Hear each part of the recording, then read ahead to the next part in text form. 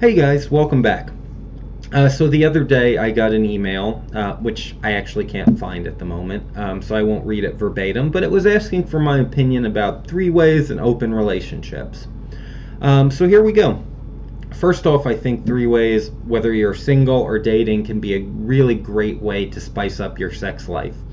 They're exciting, they're fun, it gives you variety, things you can't really do when you're just playing with somebody one-on-one. But if you're dating, I think it's a great way to break up the monotony of sleeping with the same person all the time, night after night.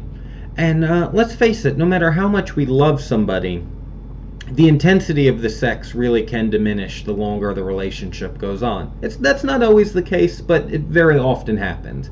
So three ways are a great way to combat that.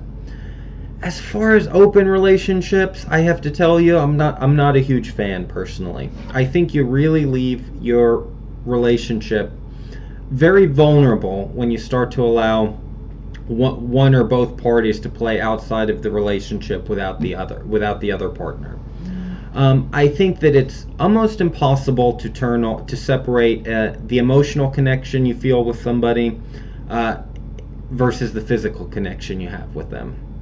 So when you have somebody going outside of their relationship and kind of playing around, and they're playing with this one and that one, most of the time it probably will be just sex, and they're going to have fun, and they're going to come home to you, and you're going to think everything is fine.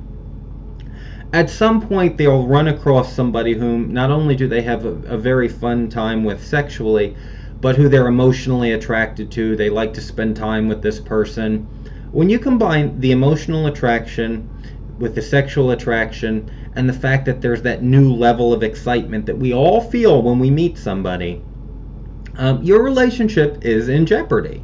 You know, most of the guys I know who have been in open relationships don't last very long, and they usually don't end really well, because very often what happens is one of them leaves the other for the new guy that they met and became very attracted to. So I would tell you that you should really ask yourself, am I ready to be in a relationship if I need it, if the only way I think it can work is for it to be open? There's absolutely nothing wrong with being single until you're ready to say, you know what, I want to start to function in unison with somebody. I want my partner to be a big part of my life and in all its aspects.